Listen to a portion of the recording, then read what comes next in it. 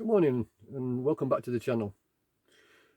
It's New Year's Day. I thought I'd do a new video. Carrying on from my last video, I've now arrived in the Orkneys. First impressions, bit barren. Just a little wood cabin for a ticket office for the ferry, a little car park, a little minibus and a couple of cars. So got off the ferry, got all the things on my bike, and I'm setting off. Now the Orkneys are it's lots of little islands connected together, and they were connected together by the Churchill bridges in the Second World War. Winston Churchill used the Orkneys as a staging point. So there's bridges between each of the islands. As I say, first impression is quite barren. No trees, green, but no trees. I remember talking about the Orkneys with my scuba diving club months ago, and we always talked about going to the Orkneys because there's a place called Skye Flow, and there's quite a lot of wrecks there. And I actually saw the wrecks as I was cycling over one of the bridges. You can still see some of the wrecks sticking out of the water. My initial thoughts was to wild camp, but as I say, it was so barren. There was no shade from the wind, and as I was cycling it started raining. It got heavier, headwind, side winds, heavy going. So I headed to Kirkwall, which is the main real town, if you like, on the Orkneys. And I was lucky enough to get, again, the last bed in a hostel. And this hostel was a bit like old army barracks. It probably was army barracks in the day. Got there, unpacked, I had a quick shower, thought I'd go and have a look around Kirkwall, get some food. Food's a funny thing in hostels. If you've never been in a hostel, the good ones, they'll supply tea and coffee and milk, communal. Other ones won't, and you have to get your own. And there's normally a little roll of white tags, and you write your name on your tag and stick it on your food. And these little cubbyholes and fridges and things like that, and you put your own food in. Sometimes you put the date on it as well, so other people can use it if you've gone. So I went into Kirkwall. It's about 4 o'clock in the afternoon by now. Really quiet, but ghost townish. And I did a bit of a food shop, and I found a little Italian restaurant. So I went in and I was pasta dish there. Retired back to the hostel, wait for the next day. It rained all night, and I was told that it was really going to be a really busy weekend. And there was like a country show going on. There was a big car boot sale, a vintage car rally. Next morning I go out into Kirkwall, 9 o'clock, 9:30, nobody around, not very busy. Head towards the classic car show. I walk around the corner, and all of a sudden there's thousands of people. And then what I found out is that a couple of cruise ships had landed, well, berthed just up there, and loads of tourists were coming on shore. So from hardly anybody around to thousands of people. There's a big, it's a church, but it's more like a cathedral, massive massive church, and next to that there's the Bishop's Palace, which was a really big building. Given the size of the Orkneys and the amount of people living there, it's surprising the size of the church and the Bishop's Palace. I wandered around, had a look at the car. There was a car boot sale, as I say. Then the classic car show was quite interesting. A lot of newer classics. Didn't buy anything on the car boot sale. Obviously, no space on the bike. Even though I did see a couple of things I would have liked. And then it started raining again, so I decided to go back to the hostel. Yeah. Next day, I set off to a place called Skye. And this is an amazing place, and a Neolithic village, which was uncovered, I'm not sure how many years ago, by a farmer. That's well worth a visit. And then I went to the Ring of Brodgar, which is a bit like Stonehenge, upright, a circle of upright stones, no lintels on the top. There's quite a lot of archaeological digs there during the summer. Every year they just keep going back and finding some more stuff. I spent 4 days on the Orkneys. On my way back to the ferry, I decided not to go back to the Land's End ferry. I went to a different ferry, and I visited the Italian chapel, which was built by Italian prisoners of war. So as I say, I think the Orkneys was utilised quite a lot during the Second World War. The other thing I need to mention about the hostels is you've got the Youth Hostel Association of England, which was quite regimented, and then the International Hostel Association, which I joined earlier, which is an amalgamation of all different independent hostels. When I got back over to on the ferry, I got to a place called Thurso, and I booked into a hostel there, an independent hostel. This was a bit of a shock to my system. I arrived about 7 o'clock in the evening. I locked up my bike, got my bags, was told you're in room 8. So I've gone up all those stairs up to room 8, opened the door, and there's a woman getting undressed. I'm thinking I've got the wrong room. But apparently the independent hostels have unisex rooms, and there was 5 beds in that room, and there was 3 women and 2 men in it. Yeah, that was a bit of a shock. Now, I'd arranged to go to a cousin's wedding in Barnsley,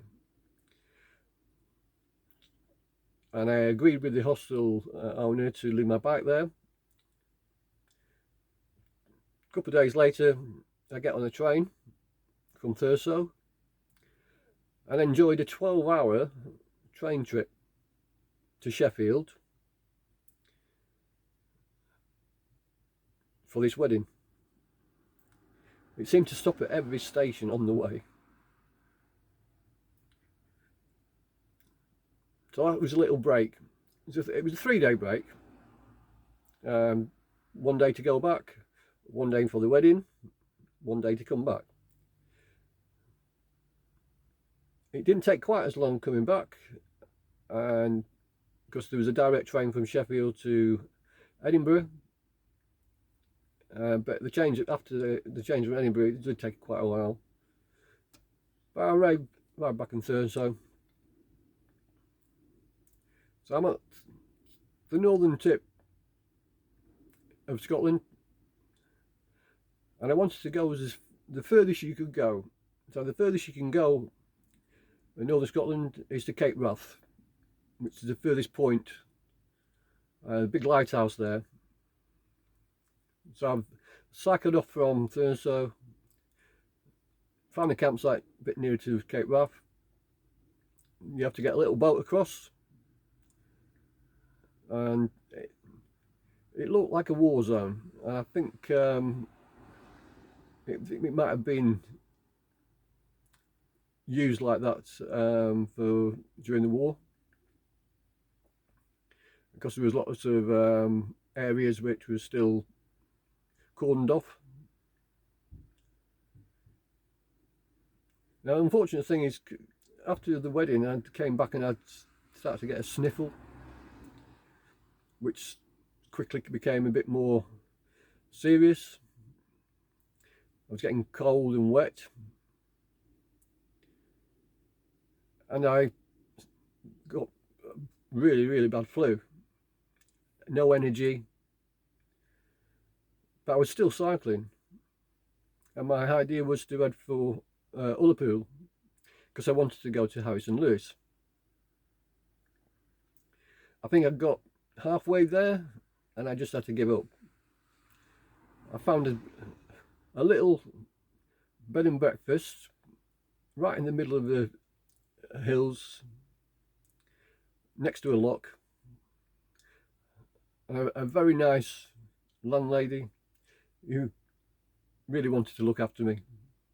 As I say, I was dying. It was really bad. I got there, went to bed. I was in bed for 12-18 hours. Woke up the next day, still not really well. I decided to book in for another day, and the landlady's plying me with soup and lemon sips and things. But that extra day, it helped clear it up. And the weather improved.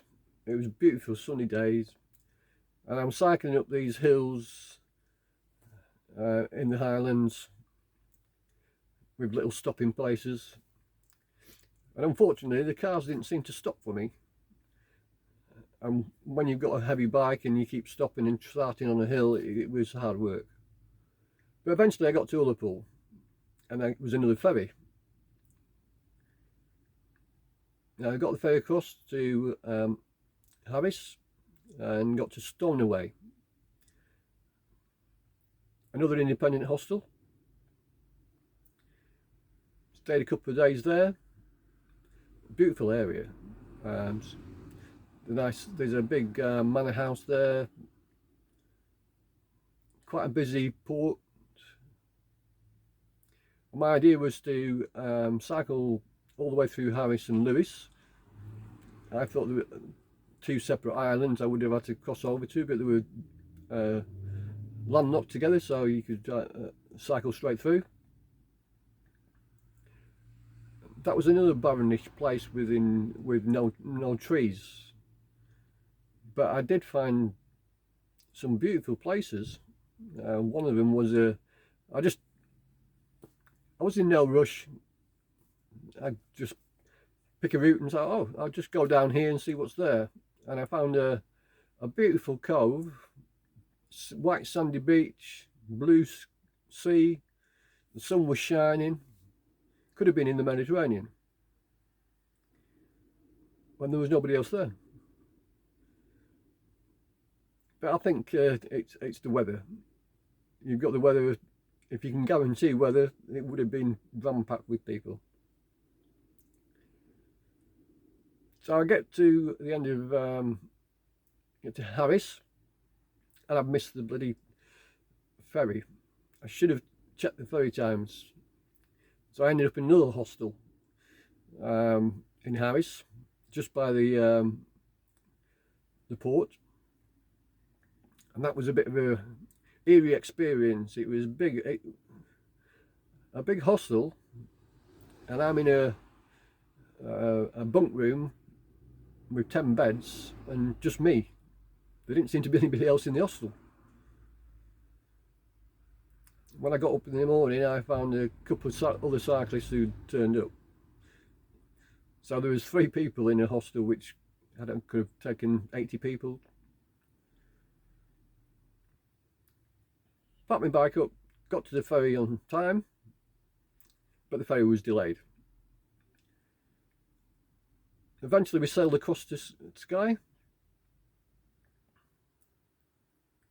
Bit choppy again. And Skye was beautiful. Lovely roads, quiet, lots of fantastic scenery, some castles to visit. And eventually I got to the Cullen Mountains and I camped near a pub, like in a car park area, if you like, but set aside for you could have some tents on it as well. The weather was still fantastic. So my next point of call was going to be back into Scotland, down to Fort William. That was a bit hairy. The busy roads, back on the busy roads. There wasn't any cycle tracks, and you've got these big heavy wood carrying trucks flying past, not caring the world for anybody else on the road. So that was a little bit hairy. And I kept looking for Ben Nevis. I took quite a few photos. I'm not sure if I actually got a picture of Ben Nevis amongst it all. So I got to Fort William, another hostel. Not much chance of camping there. So it seems like quite a lot of my journey ends up in hostels. Camping when I can. B&Bs as last resort.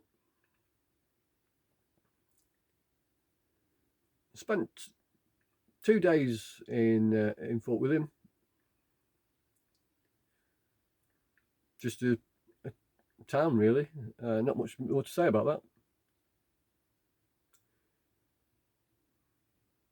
So after Fort William, I'm not quite sure where I want to go to. I was thinking I've had enough of Scotland, really. It was a bit samey, beautiful, but one hill after another hill after another hill, you keep seeing these things. So I was looking online in the hostel, and I found that I could get a ferry from Campbelltown to Northern Ireland. So that was my next point of call. Not realising it was going to be about 150 miles. All the way to Campbelltown, which was right on the end of Scotland. Didn't quite make it. I had to stop and camp one day before the ferry. Got up bright and early, cycled down to the ferry to find that it wasn't really a ferry. It was a semi-rigid speedboat. It's what I describe it as. It had seating inside for about 8 people and space for a couple of bikes. Got my bike on. It was throwing it down with rain. I was already soaked by the time I got there. Skipper said, "Get on, get in, put your seatbelts on." Oh, seatbelts.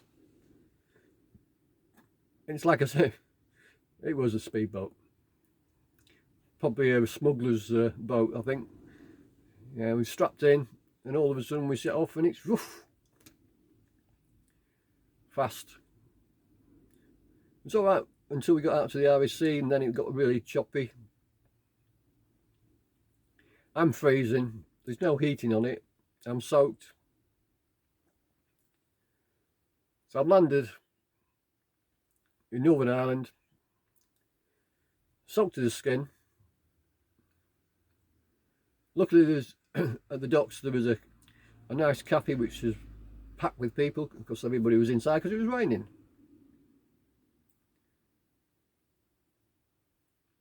Managed to get some hot soup and some cake and copious amounts of tea just to try and warm up. There was no way I was going to be camping, so it's another hostel, another independent hostel. Luckily they had a big drying room, and so I could get my tent out, hanging that up, all my clothes which were soaked. Another multi-sex hostel. There was two Italian girls and two French girls and me, and I think he was Polish. I think he was Polish. In the bunks, in the bunk room. Really nice hostel, big kitchen area, lots of ovens and pots and pans to do what you need to do.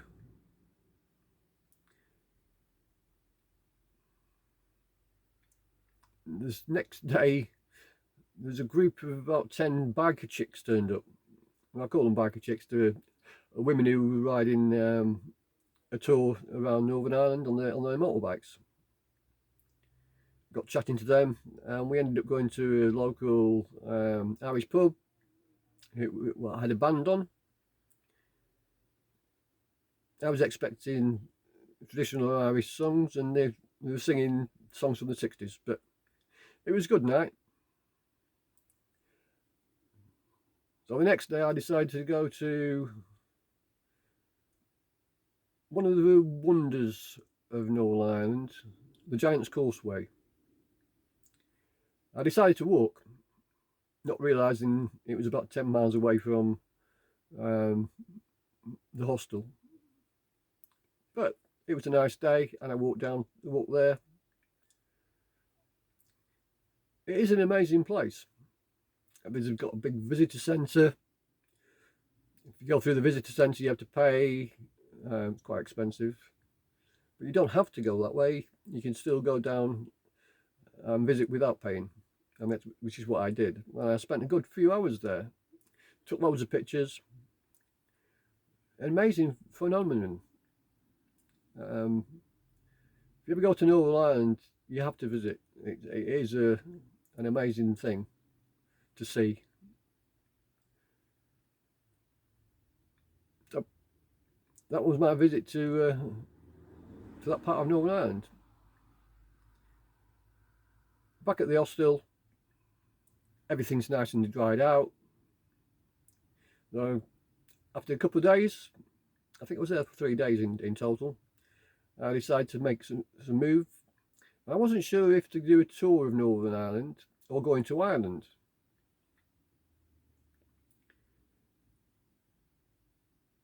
I set off some nice beautiful lanes. I found it quite empty. I went through quite a few villages where there was no shop, there was nowhere to get any water. I ended up wild camping by the side of a lake, which was another visitor attraction. It's supposed to have a magical wishing well, but they had a toilet block there. Unfortunately, it was locked when I got there.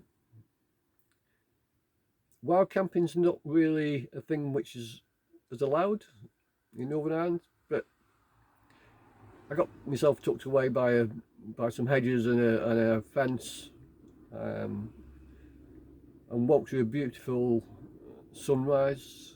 I took some fantastic photos of the sunrise. I then headed to Belfast. I found a really good cycle track which took me all the way to Belfast. Nowhere to camp in Belfast, So I'm back in the hostel. The international hostel in Belfast, a really big building.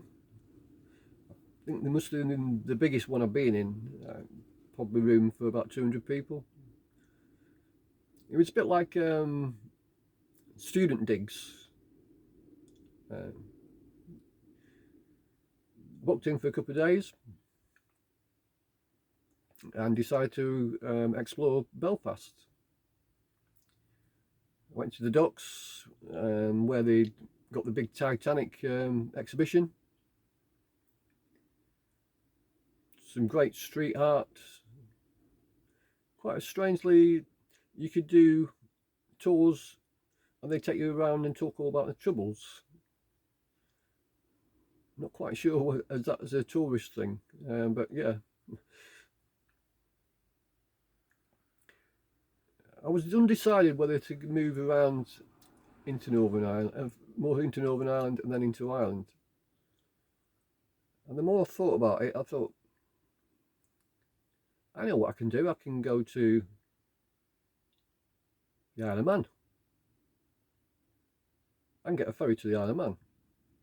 So I booked a ferry. So the next day, I'm back at the docks in Belfast, jumping onto a ferry.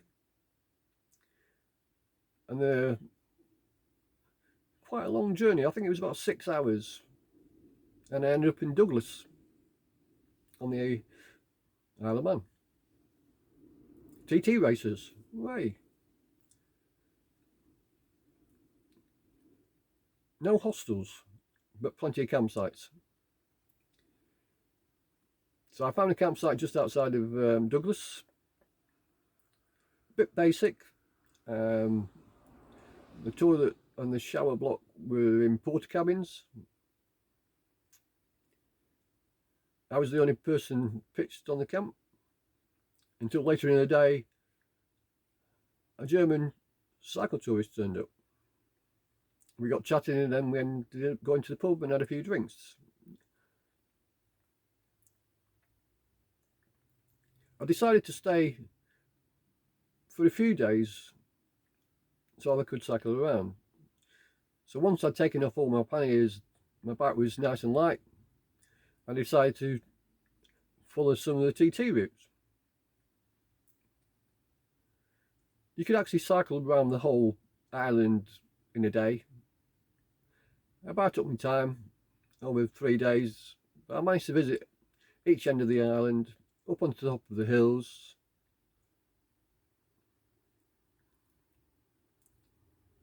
There was actually a car race on while I was there as well in Douglas, driving around the streets of Douglas. That was quite interesting. They were going quite fast. Not quite F1, but fast enough.